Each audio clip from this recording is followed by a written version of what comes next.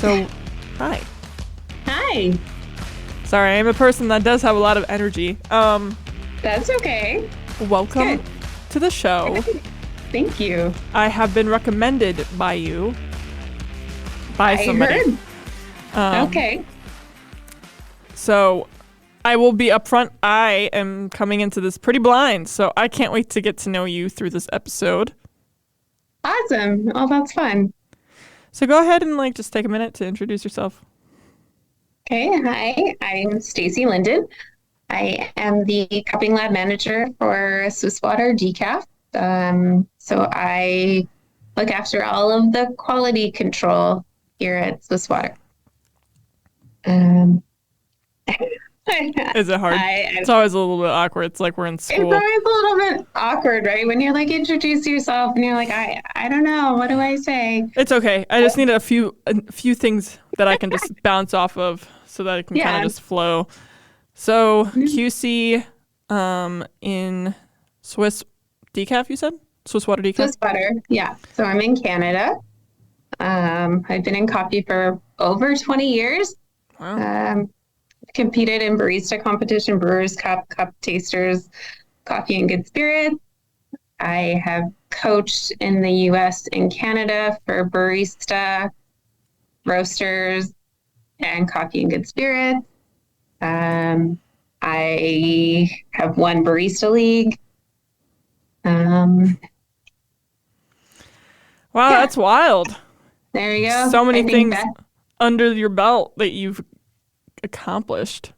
Yeah. And I think Bethany was the one who recommended. Yeah. So I met Bethany at Golden Bean this year, which is a roasting competition that happens in North America and in Australia.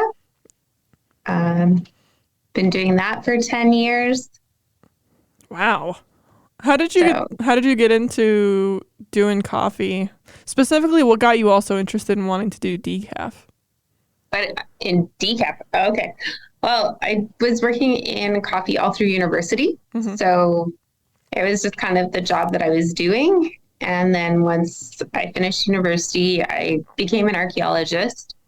I did that for a little while. Whoa. And then in between contracts, a friend of mine was opening a cafe and was like, do you want to help? And I said, sure. Archaeology in the Pacific Northwest is very cold and very wet. So it was nice to come inside for a little while. And then I started competing. And then after that, I started roasting. And then I kind of just kept going with coffee. And then I guess almost 2 years ago now, they needed somebody here for QC at Swiss Water. And so Mike Strump, who is our director of coffee, reached out to me and he was like, do you know anybody who would be interested in this job? I was like, well, I might be interested in this job. So I kind of took the job. I came in pretty blind, to be totally honest, but I've kind of jumped in head first to pretty much every job I've done in this industry from barista to here. It's kind of been like, oh, do you want to do this? And I'm like, why not? Right. You know, I may as well give it a try. Again, I honestly didn't know a lot about decaf before coming here. I was like, well, you know, they like soak it in water and then something happens and the caffeine goes away and then it's decaf is kind of like where my realm of knowledge on that was. Yeah. So it's been a huge learning experience being here for me for the past 2 years now. So pretty much I just got asked and I said, sure, why not? Yeah. Yeah. So I'm super interested in hearing more about progressively we'll get through it, but starting at the origin of archaeology, what got you interested in that? Was it another I'm just gonna dive into it, or was it something that kind of started and then grew into? Pretty much I mean, when I started going to university, I didn't know what I wanted to do. You know, I think like most, 20-year-olds or whatever, you have no idea. It was just one of those things. My parents were like, you have to go to university or you have to move out. And I'm like, okay, here we go. So I just started taking anthropology classes and I really liked them. I love, the study of culture and the study of society and all of that. And then I started to focus more on Pacific Northwest First Nations since I'm in the Pacific Northwest. Right. And just having a better understanding of Indigenous land and, where we are and kind of working more on that side of things. So working with Indigenous people and learning more about them and everything to do with that was really important to me. Yeah. A lot of my friends growing up were Indigenous and I had the opportunity to be a part of so many amazing things. And I wanted to learn more. Yeah. So that's where that kind of led. And then I ended up working more in the archaeology department or field of anthropology and working with different Indigenous bands up here before coming back to coffee. Yeah. And then kind of those parallels just too, like often we're working with different Indigenous peoples in producing countries as well. So there is a lot of parallels as well in what we do here in coffee as well. So, getting to tell those stories. So you said you started working as a barista during your university years? Yeah. Were you also studying anthropology at the same time then? Yeah. So how did the distinction of choosing coffee go for you when you were studying anthropology and then archaeology? How did it? I think when I started in coffee was not good. Like this is a long time ago. Yeah. We still had flavored coffees, like flavored coffees in portion packs, to be honest. So it was definitely more of a social thing, even, it was and I lived in a small town and it was about kind of getting to know the people that were coming in the door every day. Yeah. Kind of, doing my own anthropological studies really like from the very beginning, right? It's just for me, people have always been the important part.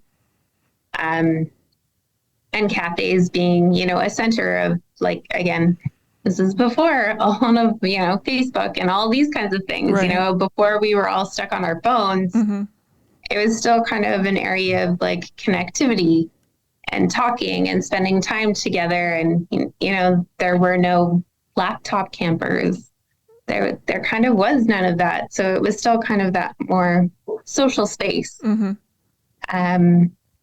So learning other people's stories, which is again, like the main part of being an anthropologist is telling stories and learning about culture and society. Right.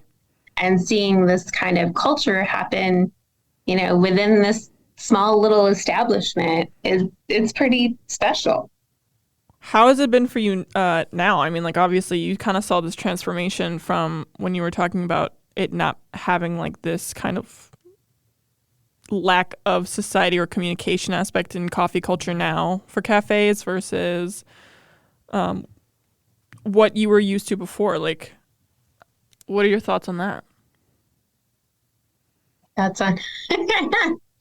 I mean, I am a big advocate. I kind of love it when people say, there's no Wi-Fi or there's no plugs or there's, I think there is a shift these days to becoming like kind of stepping away from being like the internet cafe. And I think there is like a shift that's happening again, which is really exciting, is seeing coffee shops becoming or attempting to become more of like a special place to like have conversation and to meet with people. And I think, now that we're coming back back into the world and everything. I think, having the opportunity to go and talk with people and spend time with people is a lot kind of more special than it may have been. Yeah, I think COVID has a lot to do with us appreciating community spaces more than when we kind of like took them for granted before. Exactly. So you started as a barista, and then what was the train step after that? The train step after that, I was a barista for a long time, and then I stopped being a barista, and I came back. And then while I was working as a barista, I got asked if I had ever thought about competing. And I had honestly never. Yeah. And it had never been on my radar at all. I was like, what is that? I don't even know what that is. So I did a little with the company that we were buying coffee from at the time, did a little training session. So I went to that with a couple of the baristas that I was managing at the time, hoping that one of them would do it, but none of them did it. So I was like, okay, well, I will do it this year, but one of you has to do it next year, kind of thing. So yeah, I decided to do barista competition that year. And that's kind of, where everything kind of started to take off for coffee. And then after I finished my first barista competition, a customer came in to the shop and asked me, oh, have you ever thought about roasting? And I was like, no, not really. Well, you should go meet my friend. He roasts every Sunday or every Monday at this place in the city. You should go see him. And so I did. As you can see, I'm like, yeah, sure. It tends to be like, that's just what I did. And then I went to this shop downtown in the city. I was living in a small town at that time. And there was the man there roasting in the back, and I kind of knock on the door. I'm like, hi, what are you doing in there? And I kind of spent the day with him just watching, sitting on the dishwasher pretty much, just kind of watching what was going on. And then slowly he's like, oh, do you want to put one in? Do you want to press the button? And then kind of got asked if I wanted to come back the next day or next week. And I did. And then slowly kind of progressed with that. And that's how I learned to roast. It was for a nonprofit social enterprise that helps women get out of at-risk situations and kind of come back into the more mainstream workforce, if you will. So they also kind of wanted a woman to be roasting. But at that time, there were no women roasting in Canada. Actually, my friend and I have realized since then that we were both on opposite sides of the country, about as far away from each other as we possibly could be, feeling like we were literally the only two women in the entire country roasting. Oof. But we know there was at least two of us now. So, yeah. And then I just kind of kept climbing that ladder. I love how organic it seemed. It didn't seem like you were particularly seeking it out. It just sort of was just like, I have an opportunity. Do you want to take it? Yeah. I think, it's important to take those opportunities too. I think, you can be shy and you can be nervous, but most of the time I feel like it's going to work out. I mean, so far it's worked out for me. I don't know. I think you're the best representation of, I think it worked out for me. So roasting and then competing. How has competing been for you? Do you feel like you kind of found your stride in competitions, or did you do it once and you're like, I could just never do that again? I mean, the first time I competed was pretty crazy. Barista competition is probably one of the hardest things I've ever done in my entire life. I will never do it again. I managed to make it to nationals on my first go. Oh my God. which was wild in itself. But again, I came from a small town in a like super small cafe. So it was just me and my mom at nationals. Like it was wild and just like seeing all these like, huge teams and just like so organized. And we didn't even like understand like the level at that point. Like I had no idea like the level of seriousness that any of this was. Then you kind of get there and you're like, whoa, okay, so this is it. Like there's teams and like all these people and they're like organizing their stuff and they've got other people doing their dishes and then there's me and my mom and I'm like, cool. And at one point, like I remember like walking up on stage and I'm like looking out into this like pretty big crowd, or it felt huge, Whether or not it was, I have no idea. But in my head still, the crowd was huge. Yeah. And I'm like, I don't remember anything I'm going to say. I mean, I could just walk away. My mom has to love me, And it's funny because like there was this, she wasn't my friend then, but she was kind of like one of the judges, and she's kind of giving me that look like, you can do this. And I'm looking at her and I'm like, I can do this. And I did. And I finished. And it was so funny because I ended up meeting her like later on. And like, I remember when I judged you, you were like so nervous. Yeah. And like, and she had never felt like she could compete. And she's just like, well, like if you could do it and you finished it, she's like, that kind of gave me the courage to do it. Right. She's like, you were just putting yourself out there. So I think those are kind of like the really important things that you kind of don't notice happening when they're happening, or like it's those stories that are super special. It's when it comes back to you and you kind of feel like it was a failure, but then you're like, oh, well, I inspired somebody to like give it a shot. Yeah, I think I love this like humble beginning.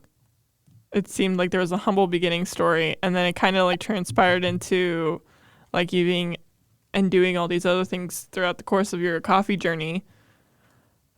Do you have any like extremely memorable moments during your journey so far? My journey so far.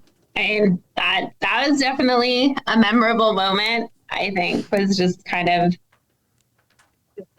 yeah. And then, I mean, I feel like there's like a lot of like, I've had the opportunity to compete a few times. I think winning Barista League was a big one. That was a big surprise. It's kind of one of those things, you kind of go out there and you're like, you do your best, and then you're like waiting for them to hand out your little like grab bag, like, yay, you did good. And then they don't call your name, and they don't call your name, and they don't call your name. And you're like, oh my gosh, we're in the final three, and you're kind of standing up there and you're like, okay, well, they didn't call our name for third. Okay, now we're in the final two. And in my head, I'm like, oh, we're totally second. Because I don't know why I think these, because, and then when you're, and then like winning I think that's probably like one of my most memorable moments for sure. So when you kind of escaped the competition world, did you go straight to roasting from then? Or was that just like alongside of doing that too? Yeah, I mean, I still compete now. Okay. So, and I don't roast anymore, which is a weird thing. Feels a little weird. I thought I would roast forever, to be totally honest. Oh, you really enjoyed it then? I did, yeah. I did really enjoy roasting. I mean, I still roast the office coffee here. So, I mean, I guess I do roast a little bit and then sample roasting, but yeah, I did really enjoy roasting a lot. And I've chosen to, always compete. Kind of one of those things. I made a friend, I guess like 5 years ago or so, and he's like, I just kind of try everything. Because, like, why not try everything once? I was like, that sounds like fun. I'm like, why not? Yeah. And I think kind of, I used to play like a lot of sports when I was younger.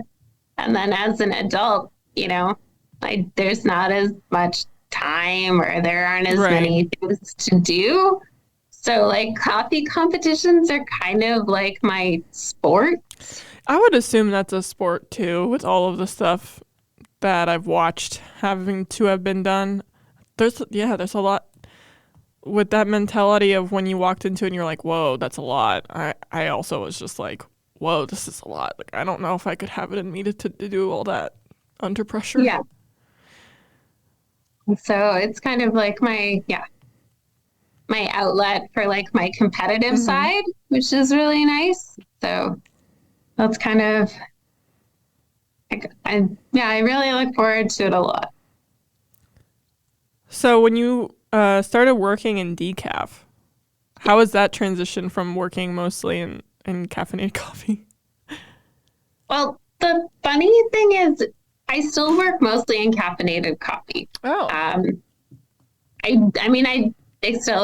do both. Mm-hmm. But so our lab, we cup all of the pre-shipment samples and approve or reject them before. Then we cup all of the arrivals. So this is all regular coffee. Mm-hmm. So we cup and approve anything before it goes into the decaffeination process. The Oh. majority, So you yeah, cup it before it gets decaffeinated. yeah. Wow. I cup it to make sure that there's no defects, that it has the right profile that we're looking for, so kind of those things. So we cup everything before it goes through. And then once it's been decaffeinated, we also cup it next to the original grain. Mm-hmm. So we're always cupping it with the original coffee, even to make sure that it is as close to the original Yeah. product as possible. I was gonna ask, like, how much of the flavor profiles actually change? Is it like a significant change after the process it goes through? It, it's really interesting because we actually just moved to a brand new facility. Mm-hmm. Like we're up and running officially, like completely since July. Um, and so it was really interesting to see the change from like our old facility to the new facility, because before I think there was definitely kind of this like flavor, right? I mean, all decaf has a Yeah. flavor. But what I found from our original plant is that we had kind of this like more like perceived acidity. Like Mm-hmm. that was like the biggest change for me. Whereas here, I don't know if it's with the new technology or the new things that we're doing, but it's much, much closer than it was before. Yeah. So we have a scale that's called likeness and how much like alike the two coffees are. Mm-hmm. And I'm seeing that like score kind of go higher, well, than it Yeah. ever was. Well, I've been here at least. Yeah. So it's a really interesting thing to see. Again, it's always going to taste a little bit different. I Yeah. think it's virtually impossible because it goes through such a huge change Mm-hmm. to become decaffeinated. I think kind of the most common things that we see here is that it's just like a little bit more like savory. Mm-hmm. I would say is kind of the thing that we see the most, Yeah. but overall it's quite close. So when you brought up your old lab and being able to taste more of the acidic front after the change versus now it having a closer likeness, Mm-hmm. how much of the change of technology you said kind of impacted a lot of the ability for the likeness to stay closer to the original green? What an amount in that amount of time kind of like grew the technology to get it that way? I think it's just our production. Like, I mean, obviously our production team paid attention to all of the things that are at our old facility that were working, that weren't Mm-hmm. working. And then while building this facility, we, obviously have the opportunity to make all of those changes that we wanted to make. And again, it's just like, it can be like, I think it's little things like there's devices that like clean the coffee a little bit better before it goes into the process. Mm-hmm.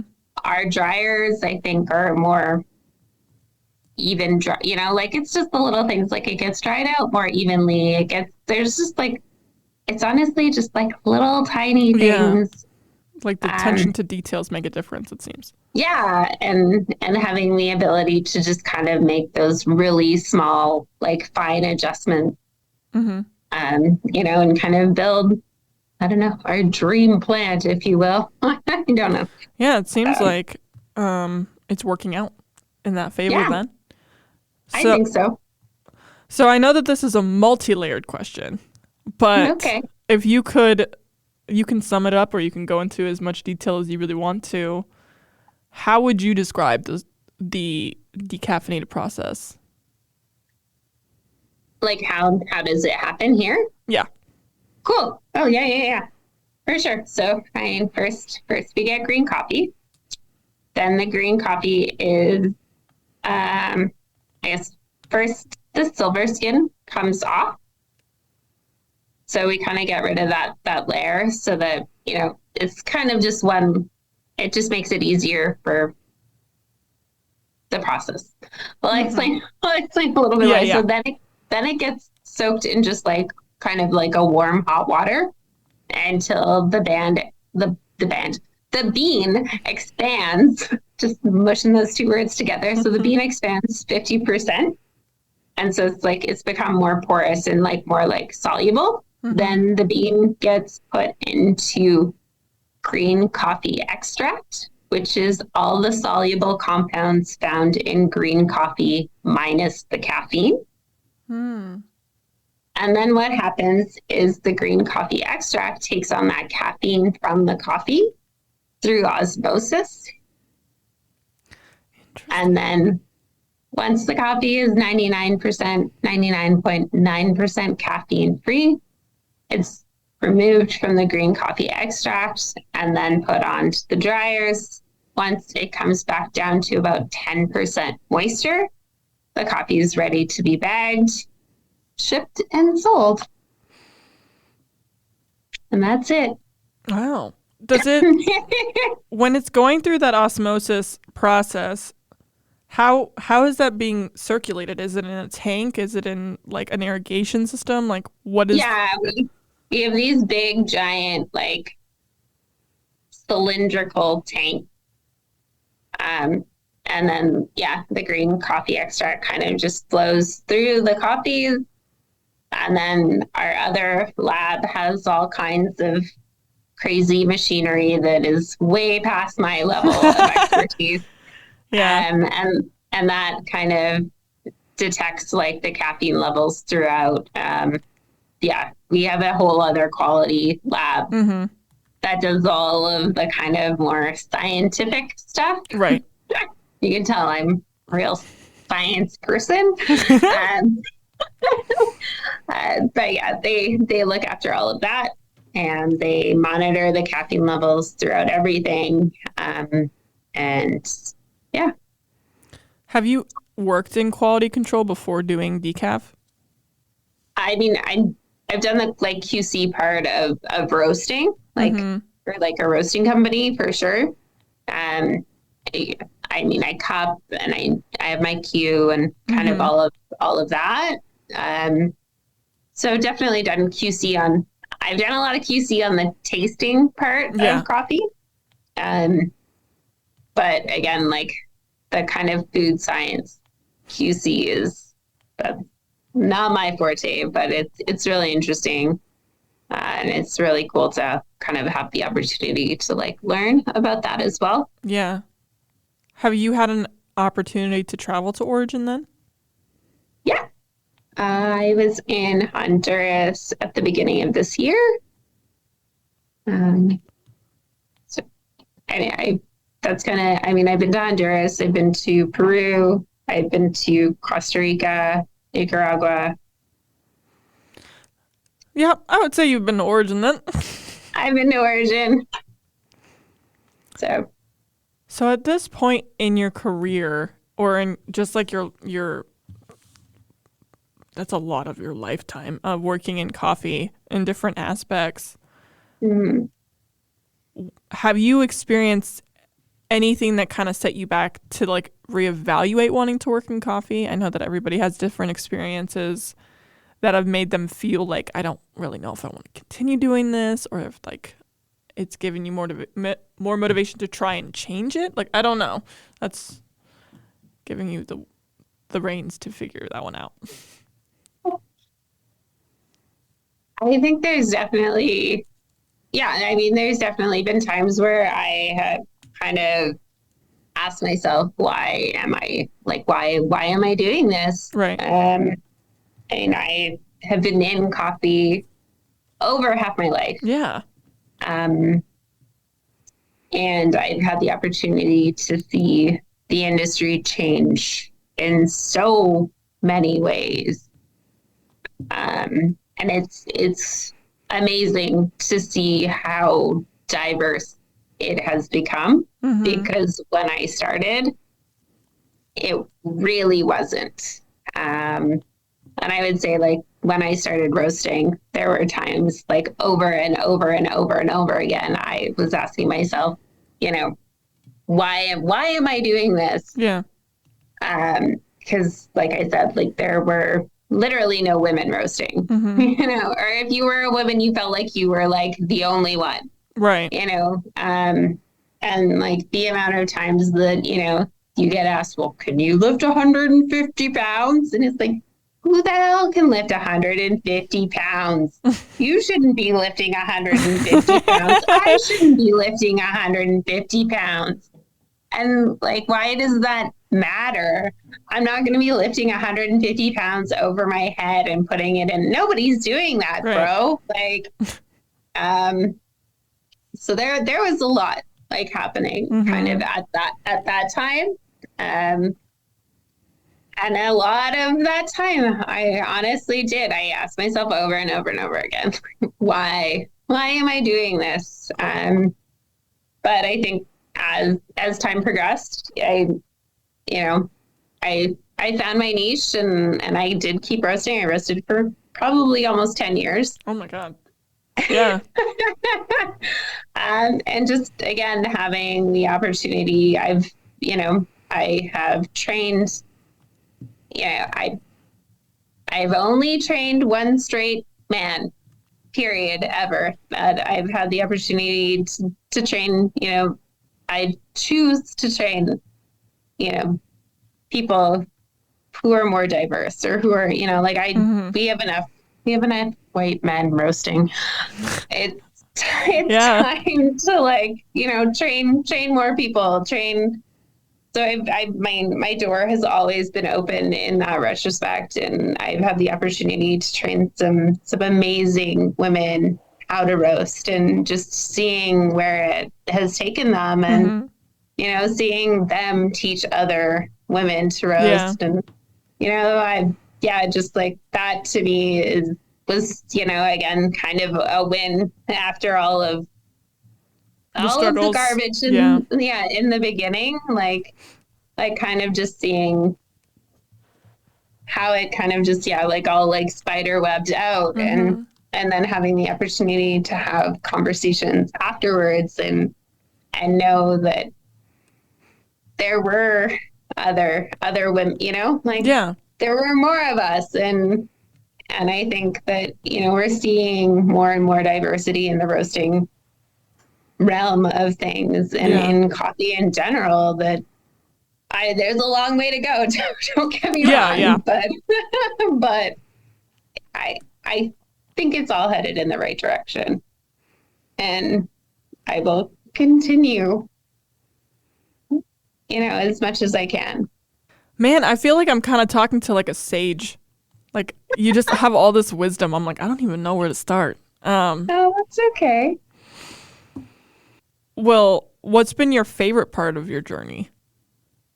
Favorite part of my journey? I know there's probably a couple of things throughout the course of being in the industry for so long, but for so long. I mean, I think kind of, I would say it's seeing the people, the whether or not they've stayed in coffee or not, but like kind of seeing the people that I've trained either as baristas, like as baristas or roasters or whatever, but having the opportunity to kind of see them like succeed in whatever they're doing, like I think that's kind of for me the greatest accomplishment, and just having the opportunity to still be in their lives. Again, for me, it's it's about like connectivity, and it's about that. But yeah, honestly, like the biggest success is just seeing those people that you've trained and that you've made connections with succeed.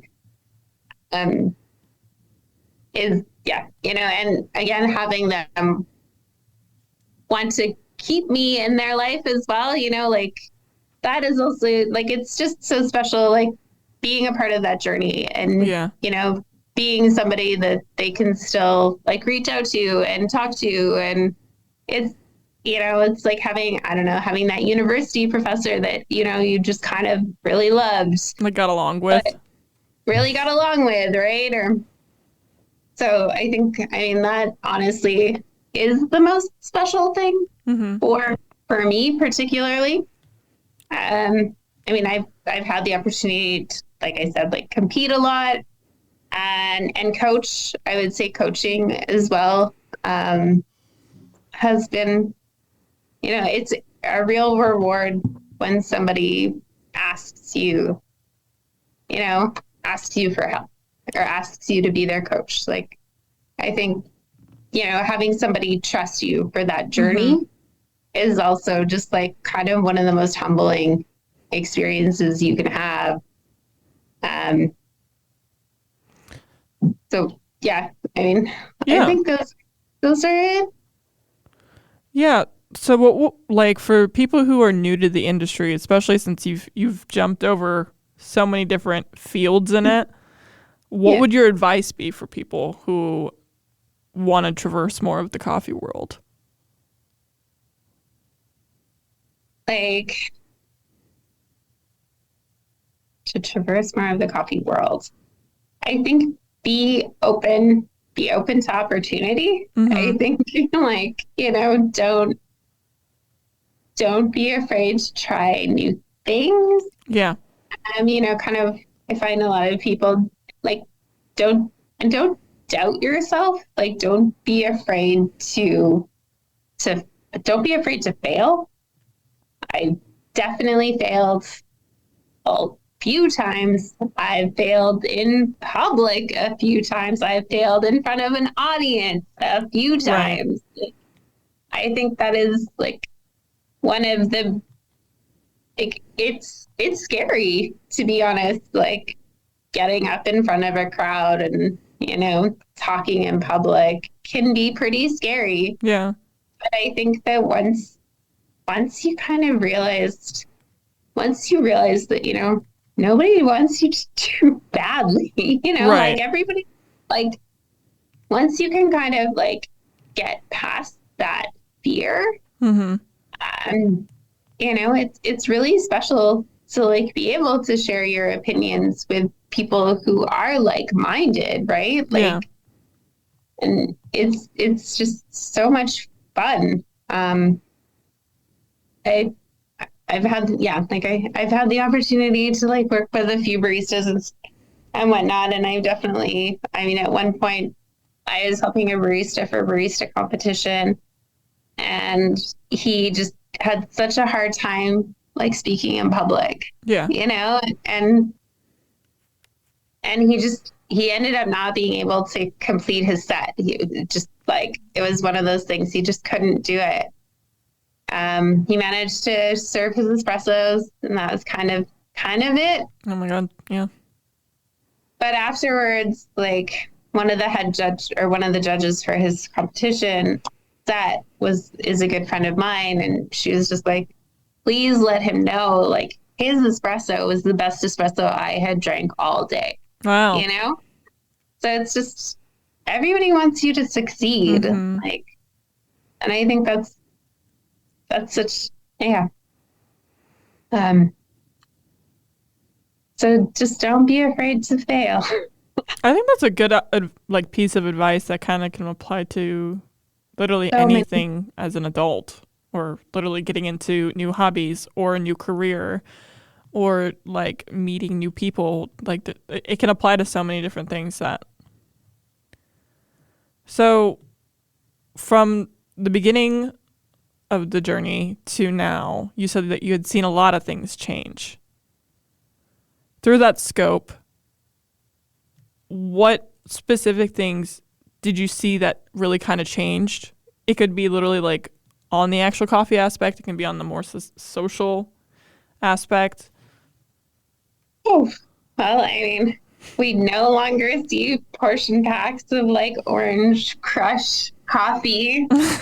So that's, I mean, like I said, when I first started out in coffee, like I was probably like 17 or 18. And I'm not gonna lie, one of my favorite things, we used to get, like, my boss loved flavored coffee. And again, I was 17, so whatever. Right. And like there were all these different flavors, and I would like literally open up one pack of this and I would mix it with this. Yeah, now I'd have, make like, your own orange concoctions. chocolate coffee, right? Like, it's just wild to think of that now, right? Like, but you know what? Back then it was super fun, and I'm sure it was garbage coffee. Well, it was garbage coffee, but it was still just like, it was just so fun, right?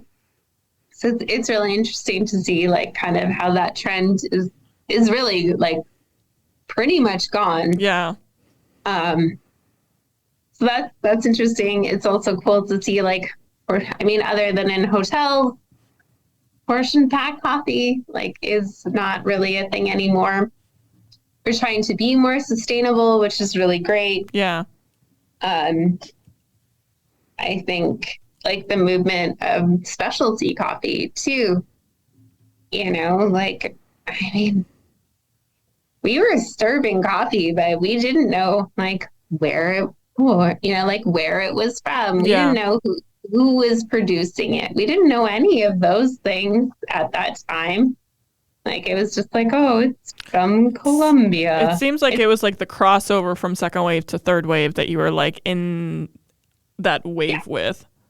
Yes, I was. So it was just like, I think, yeah, that like kind of knowing the producer, knowing where coffee's from, realizing like how much work goes into it. Like, these were all things I had no idea when I was, a teenager. I'm just like, I don't know. It comes in this bag and I open it up and I dump it in the filter and I, you know, press start. But like, yeah, I mean, there's that. There's like, I don't know, making espresso and then making like an extra large dry cappuccino. Like, those were things. Yeah. There's just so many things that have changed, and it just sometimes it makes me feel really old. I'm just like, oh, remember when? Yeah. But I mean, I love that, you know, we can now tell these stories about coffee. We know where it's from. We know what washing stations it's from. We know what producer it's from. We know what farm it's from. Like, we can go so far down the chain, to tell these stories and to, you know, tell the origin story of this coffee, you know, and we can pay more, you know.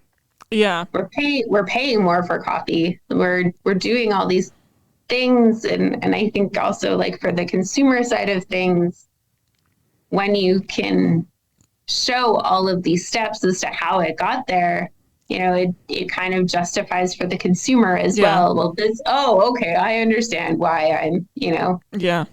spending this much money on coffee rather, Yeah. then why isn't it $1.50 anymore? Or Yeah. whatever.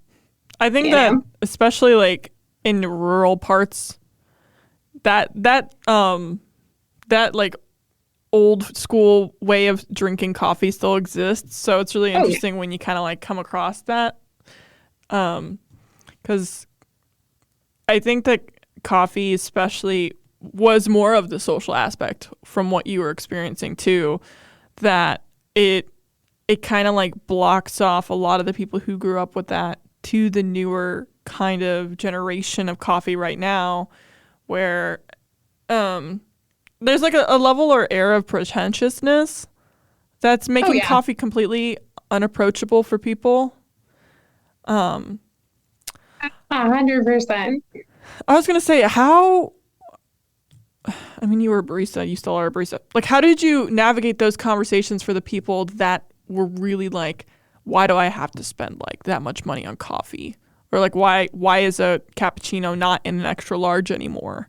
Or, like, I think a lot of this is also impacted from corporate like coffee shops versus a lot of these like specialty smaller coffee shops that are trying to kind of go back to like traditional espresso beverages. So like, how did you traverse those conversations? Because I feel like I kind of find myself having a hard time trying to explain it, and it like goes like just like over their head. Yeah. I mean, I think again, it totally depends on like obviously what kind of shop you're Mm-hmm. working in. But I did work in like a coffee roastery for a while, like, that have like kind of let's say a wider range of customers coming through. And Yeah. it's super hard, like, explaining those things. And I think, and also like trying to not have that, like, I don't ever want to have that level of pretentiousness. Yeah. Like Same. there are times where I go into coffee shops now and I feel Yeah. It's intimidated. overwhelming. I'm overwhelmed, and Yeah. I'm like, I just want like my flat white. Yeah. That's all I want, or. But I mean, I think it's like you don't need to tell them they're wrong. Mm-hmm. Like that's the first step. Is like nobody's wrong. This Right. does exist. It just doesn't exist in this shop Right. here. You know, and it's again like I think being kind Mm-hmm. is super important. And it can get, as a barista, you're like, oh my God, I've said this 10 million times. Yeah. But this person doesn't know that, right? They don't know you've answered this question a gazillion times and you hate it. This is what they love. So it's just like, it's taking a deep breath. And you're like, well, we don't have a 20-ounce latte, but I could give you two 12s. I mean, Just buy 2 drinks. it's like, it's really hard. Like, I think it's just, this is what I have and this is what I can give you. You brought up flat white. I'm guessing that's like one of your favorite of the espresso beverages. Yeah. So, Australian coffee culture. How I love well? it. I was gonna say, how well do you know Australian coffee culture? Because I feel like I don't know Australian coffee culture at all. Oh, I love Australian coffee culture. Australian coffee it's like Disneyland. For me, like I describe it, I'm like, it's like Disneyland for anybody who likes coffee. Like I guess I went to Australia for the first time for coffee in like 2017, maybe Yeah. 2017, 2018. And it was just like amazing to see like the level, first off, like just the level of professionalism in the cafes, and then to get like quality of food and the quality of coffee in the same place was Oh like yeah. mind blowing. Like it was just incredible. And I was traveling with a friend and they are vegan, Yeah. and they had ordered a soy flat white, soy cappuccino. Mm-hmm. And they're drinking it and they're like, this is real milk. Can you drink it, Stacey? And tell me what you think. So I drink it and I'm like, no, it's not milk. But like, again, just like the level of like Quality. quality of milk alternatives as well is wild. It's just Australia is just so much further. They're so much further ahead than we are in this aspect. I mean, I think we're getting there. I think we're seeing like a lot of cool cafes come in to like North America in general. Yeah. That have these food programs, and you know, you're not getting like your diner coffee with your nice breakfast anymore. Kind of, we are seeing nice coffee and nice food coming together. Yeah. Slowly, but yeah. Australia really, I mean, it's always impressed me. There was one cafe that I went to, and I feel like there was like, it was tiny, tiny little in a back alleyway, hole in the wall, like tiny little back alley. I feel like there were like 7 baristas behind the counter, and I'm like, I don't understand how you're not all just like mashing into each other. But everything just like worked so in sync, and all of a sudden my drinks were there, and they're like, here you go, have a nice day. Yeah. And I was just like, yeah, it was really blown away. Have you experienced coffee cultures in other countries too? Yeah. I mean, I do make sure to like visit as much as I can when I'm traveling. Different shops, different coffee. I mean, I think one of the interesting things is like being in Italy and like kind of having my first like Robusta espresso experience. Like that was wild. Yeah, I was gonna say, how was that? Was it good? No. I was gonna say a Robusta espresso. That's oof. I mean, it's wild. Actually, so we decaffeinate Robusta, which to me is like mind blowing. And I hadn't had a Robusta period until I started working at Swiss Water. I didn't even know what I was like. I didn't even know what I was drinking. I was like, is this what it's supposed to taste like? Is it supposed to taste like leather and cedar and yeah, it's woodsy for a lot of the time. It's very woodsy, right? Like it's just like such. And it's so strong and just. And I had no idea. I'm like, is this good? Is this bad? Oh. I think I've only had really one good experience with a Robusta coffee that made me like, wow, I could drink this. And I don't know. It was like from somebody at the retreat last year who was from Thailand and brought Robusta beans with them that they roasted. And I was like, wow, this is delicious. And ever since then, I'm like, I don't really think I've found that same experience since drinking that coffee. Yeah. I mean, I know that there's specialty Robusta. I just haven't had the opportunity to try it yet. And I am open for it 100%. But I just have not had that opportunity yet. But yeah, drinking that espresso is probably one of the most wild, like intense, like literally, and just so intense. Were you wired? Right? Like I was wired. I was say. I was intense, and then I'm also one of those people who like I can't be rude. I am like your stereotypical Canadian. I'm like, that's nice. With the face. Yeah, exactly.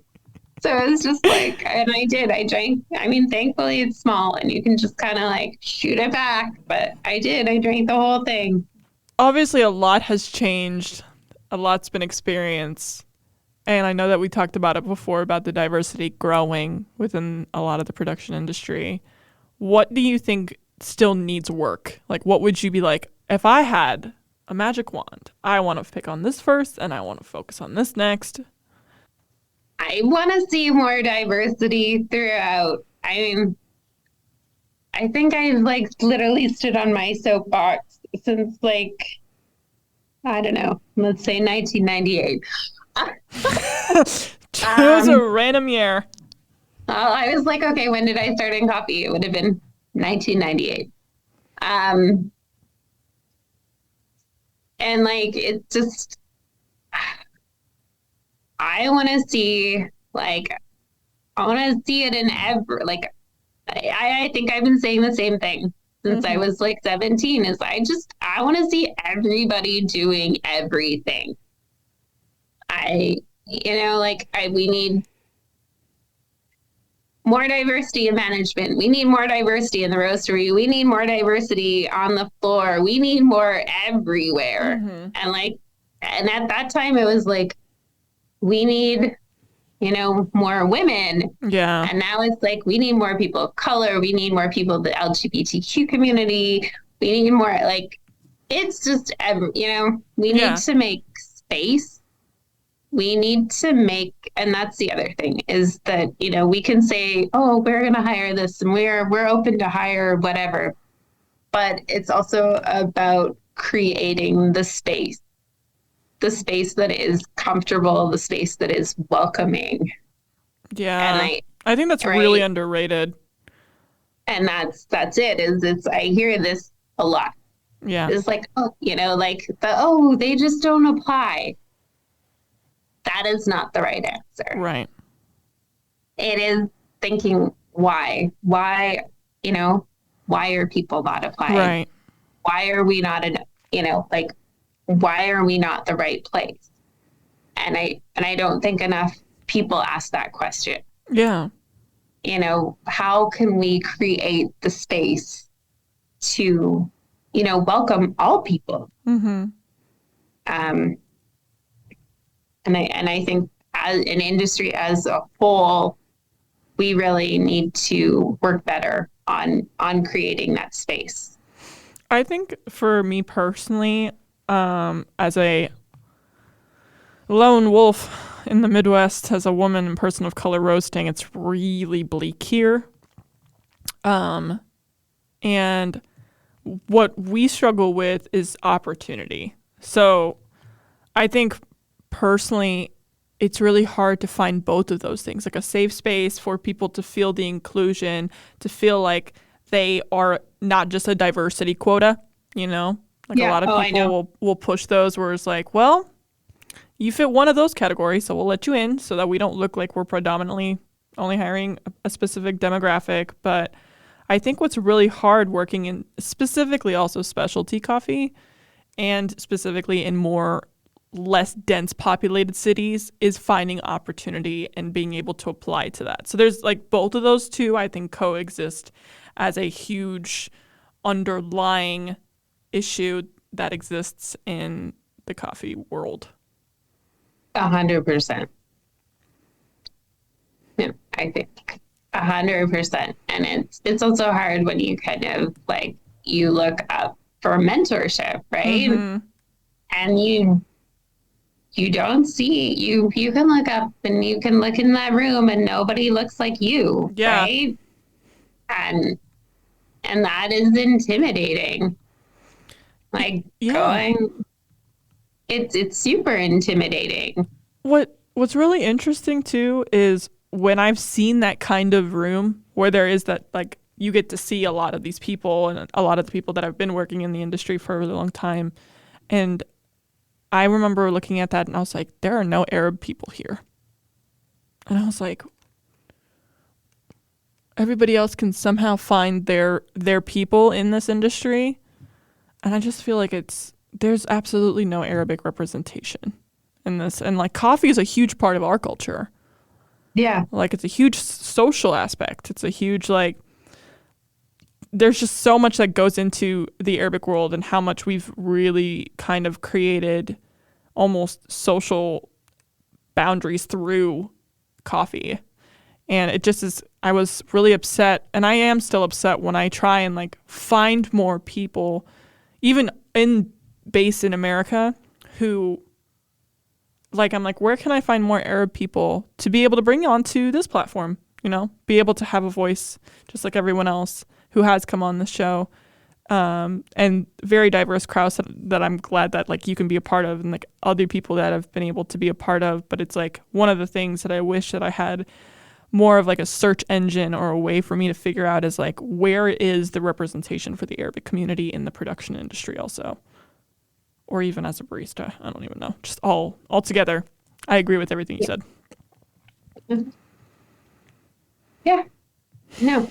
I think also just being on this platform, right? Like is great. And hopefully, I don't know, somebody's listening, when this comes out and they're like, hey, that's me.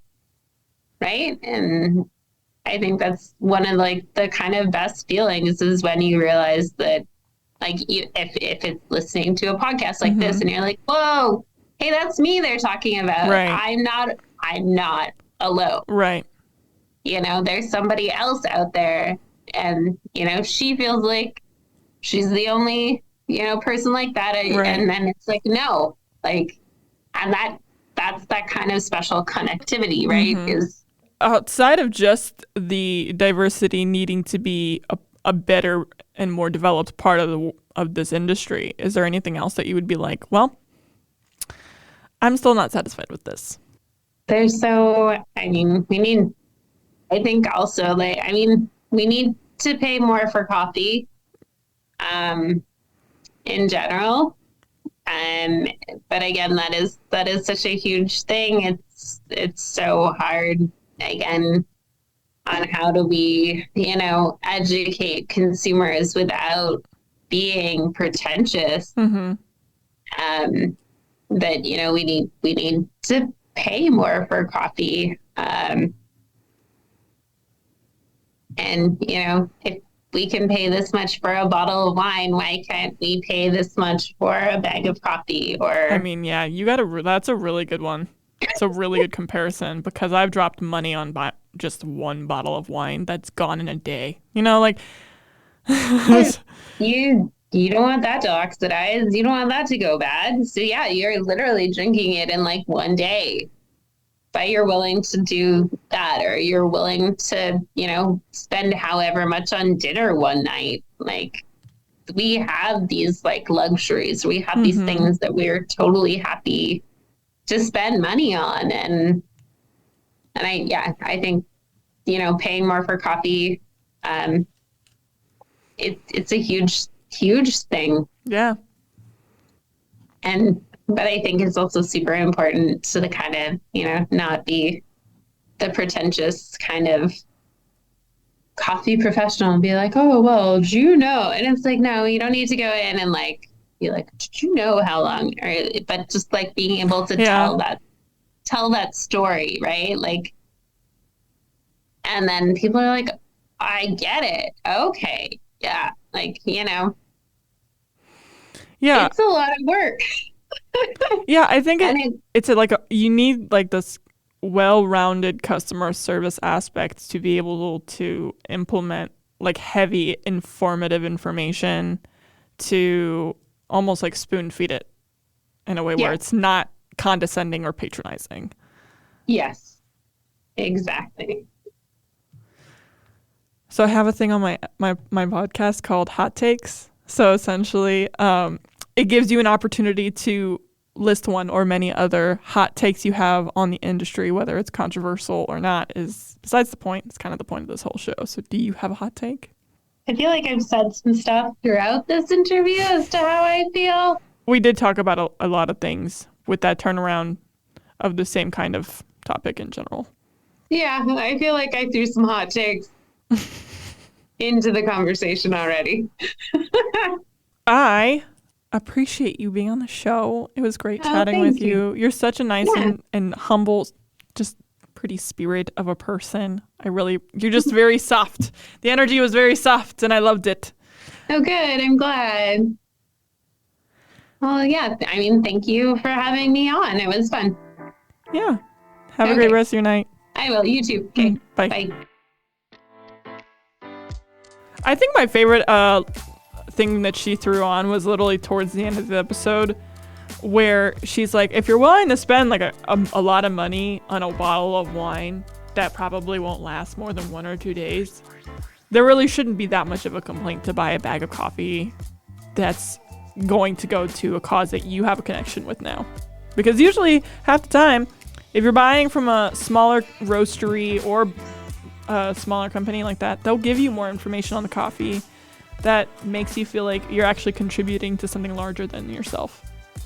I also thought the connection to her kind of like being along the wave of that second to third wave of coffee, it brings like a whole new level of a lens that we kind of like are lacking in terms of at least the community aspect.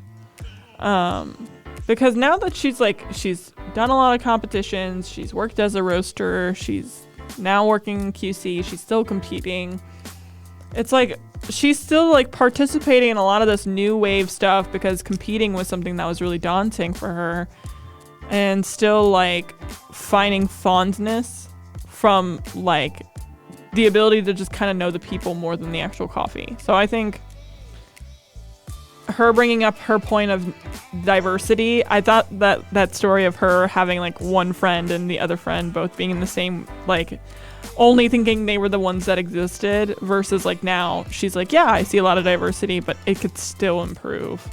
Like that goes to show that like, yeah, there's a lot more that's growing now, but like we shouldn't just be complacent with where it is if like somebody who's OG says it still needs to grow. Like, and that says a lot.